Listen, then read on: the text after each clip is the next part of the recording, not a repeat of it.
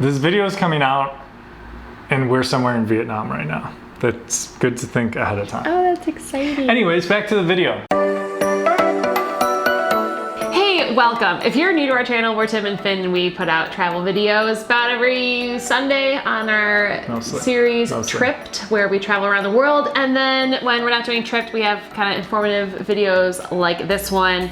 If you missed last week, how to make money in travel, talking about being a travel influencer.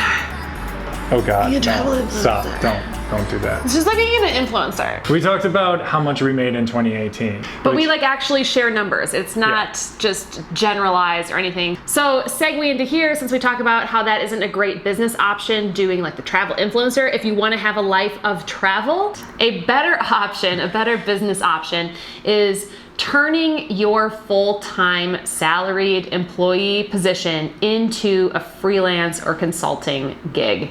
All right, Allison, how do I become a consultant? And I'm gonna try to teach you how to do that by sharing my story of how I did it in, I think, an unconventional field where it's tough to do that. I would say it's one of the last parts of the corporate structure that I would think of somebody just working completely remote in. That's what was so frustrating is you're like, oh, those graphic designers or like those people who can code and do website design. You're like, well, yeah, of course they can travel wherever because they're just on the computer and that's just like the nature of that business. Well, my career was in human resources. And I went in and I swiped my ID card, at 7 a.m. and then we punched out at 4 p.m. Even though you were salaried, you had to punch in and out? Literally. Did you work in the gravel pit with Fred Flintstone? She transitioned to a company where she did training on HR software. That was what we did before, while we were saving up to go on our first trip. You were doing your software training. And so if you're new to the channel, our first series, Tripped Around the World, this was the preparation before that. When thinking like, oh, we're gonna go to all these countries, it was like, oh, I could keep my job and work from those offices. My company said no, so we spend 10 months traveling abroad. Neither of us are working. We had been planning on that. We've been saving money for 4 years to do that. We now we run out of money and we have to come back to the States. And that's the worst part of the trip. And then we're looking at each other and we're going like, this sucks. Now what? Tim worked some plumbing jobs, but how I took my job experience from the past and then applied that to something coming back is I found a client. I found a client who would pay me for my services. And why I'm saying this so weird is because I did still go to job interviews. We didn't necessarily think we were gonna have this life of travel after that. We thought we kind of had our one trip. When you look online, especially as a female, or a male, whatever, everyone's got their niche. In the female niche and whatever Google ads serves me because I'm a woman, great content girl boss, Marie Forleo, be your own boss, all this entrepreneurial stuff. And so many of those women or those resources, or there's, great guys like Tim Ferriss or podcasts, all this inspirational entrepreneurial stuff. Since there's enough information like that out there, I'm just gonna go ahead and say, if this is a path that you're trying to go down, find a client.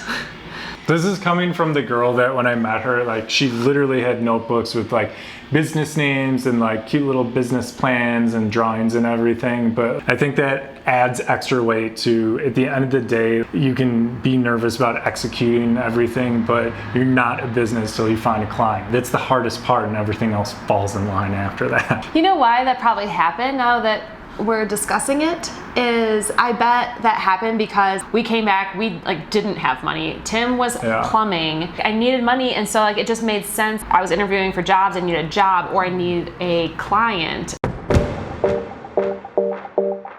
I wasn't spending so much time listening to a motivational podcast to build this website to hopefully somebody was gonna find me because my branding was professional or quirky. And I found a client by reaching out to my network of people I had worked with. It just worked out how you would expect something like that to work out. Use LinkedIn, reach out to people you have worked on, see who needs help. You had to do something uncomfortable. You had to do a little bit of sales stuff, and I know how like uncomfortable that made you. But it wasn't relying on the goodwill of people or something. It was talking to past customers and seeing who needed help, and one of them did. I wasn't looking on Glassdoor for consulting gigs. I was just reaching out to a network and found, you know, a need that needed to be filled. And while the employer was looking for an employee, we just created this position as more of a consultative or like freelancer, you know, however you want to word it. So that's how I found my thing, is just reaching out to a network. Right. And in this, I guess, part of the video, I just want to make the importance of like a business is based on your sales. It's not necessarily based on your brand. Those things can come later once you want to develop and grow that perhaps. But at this point, I just needed somebody to pay us. If that sounds really cumbersome to you as far as like becoming a contractor for an employer, any corporate structure out there is going to be happy to hire an independent contractor. And as long as you can worry about your own health insurance, and we can talk about all that stuff in a different video, as long as you can take care of yourself and you're making enough money, many companies will be very happy to hire you as a contractor instead of as an actual employee. Because they don't have to pay for your benefits. Right. And so much if it doesn't work out, it's, you know, your contract is much more contingent upon more varied things. So it's just like easier to let you go. So it's less. Yeah. So yeah, the risk is for you, not them. Right. The risk is on you, not for them, which means that it's easier for them. It really is hard for an employer to fire someone. That's like a huge deal. You know, coming from an HR perspective, that's just a huge deal. So it's to their advantage to get the same work done with somebody who is hired contractually like that. Another one of the opportunities with working as a contractor or consultant is just the opportunity to make more money. First off, you're going to be cheaper as an outside contractor just coming in without all of your like benefits to them. So you can probably ask for a little bit more there. They're worried about your production output. They're only worried about like what you've gotten done on the project, what you're making happen. Well, so that's contingent upon your contract. So what I did and what we suggest as a business model, if you're going into this, is that you don't want to trade time for money. So a popular way to promote yourself would be at an hourly rate or something, but I think that that's a little bit outdated. That goes back to like the 40-hour work week and punching in type thing. I always negotiated all of my contracts based on the project. So there was, you know, a piece of software and a project, and the, you know, oh, this is too detailed, but there was a project that needed to be done. There was a beginning and an end, and there were certain metrics to look at. I went in and told the client, you don't care how much I work on this, or you know, how much or how little I work on this, like you just need this to get done. And I didn't want to spend the time tracking my time, and I also knew that I would get paid way more for the value that this project was going to provide to them versus just like, I worked for you for 12 hours this week. If somebody who is hiring you is more worried about you proving the time that you're working for them rather than the results, that is a great indicator that that's not a great client for you. It should be all statement of work and just like results. So in our last video, we go really into detail on the specifics of how much we make on YouTube, how much we make on Amazon affiliates, like all those different revenue channels. In this video, I just am not gonna go into what I was earning as a consultant because I am still friends with several employees who work there and know that I do this. So I just for confidentiality reasons, but I will say the structure, because this is really helpful. I spent a lot of time researching, like, how do you even charge people when you are freelancing, a consultant, a contractor?